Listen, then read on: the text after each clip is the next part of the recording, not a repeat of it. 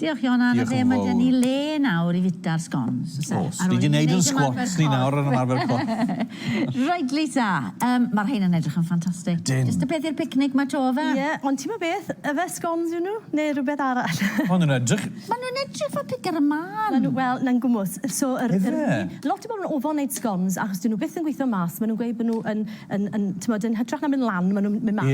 A wedyn maen nhw bach yn flat, rock cakes dyn nhw wedyn, falle dim cweit yr un recite, ond dyn nhw ddim cweit yn sgonen ti cael mewn siop. So os ych chi'n ofon wneud nhw, rwt i fod yr un recite, wneud y cyfan... Lle ti'n dechrau dyn nhw nawr? Beth fi wedi wneud fan hyn yw yr blawd, hunan godi, self-raising, mewn fyna rhyw 2 cwpaned.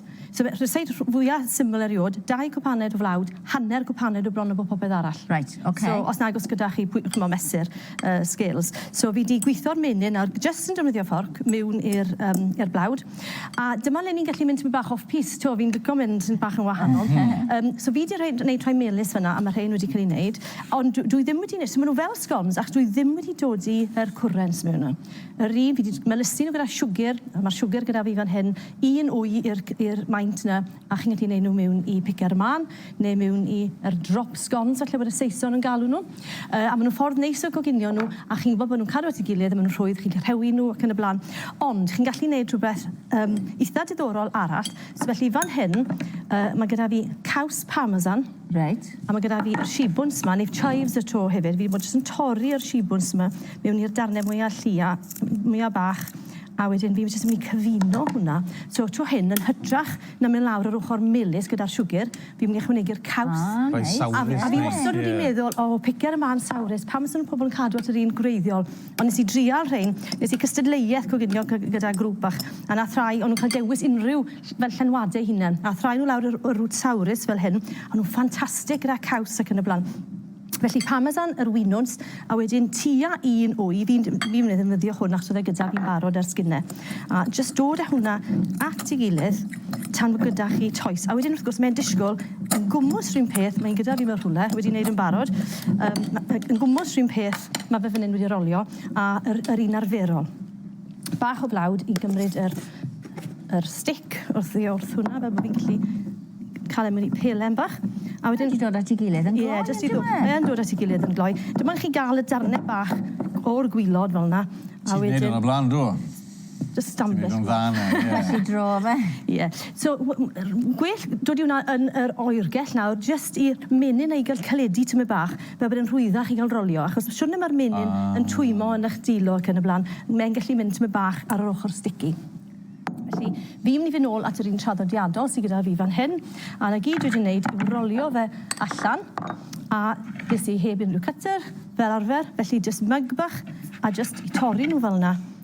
Os ydyn nhw ar ochrau bach braidd yn iben, just i tacluso nhw lan. A fi'n defnyddio hwn, fel ffrimpan electric i fod yn honest, neu crep maker ac yn y blaen. Ond fi'n gwneud mwy o rhain arnyn nhw na creps. Bach o fenyn ar y planc, a wedyn i coginio nhw. Mlaen wedyn i orffen nhw off, a jyst er mwyn wneud rhywbeth bach yn wahanol, gellwn rhain i oeri, a beth dwi'n gwneud fan hyn yw curo hufen dwbl at ei gilydd. Fi'n mynd i ychwanegu bach o sugar icing. So mae hwn nawr yn mynd i fod yn debyg i'r cyfuniad chi'n cael mewn cacen gaws. Neis. Felly, dwi ddim mor felys. Beth ti'n rhoi fanna nawr?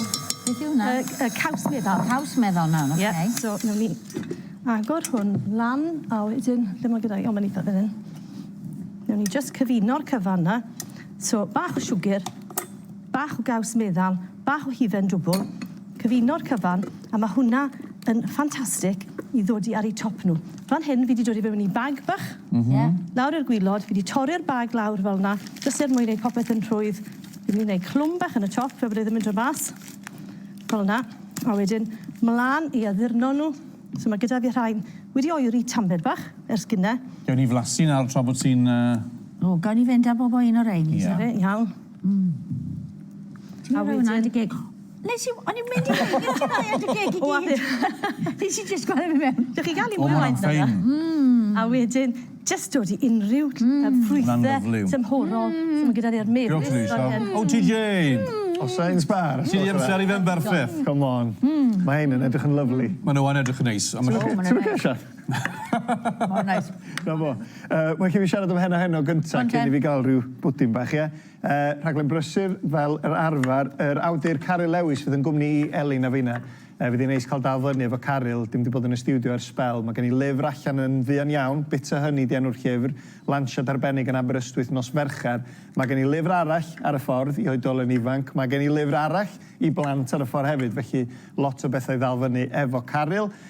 Wedyn y Welsh Whisperer di bod yn brysur, Tafon y Mis, ardal Machynlleth. Na I'm deud enw'r dafarn, fi rai chi wylio I ffeindio allan yr holl fanylion.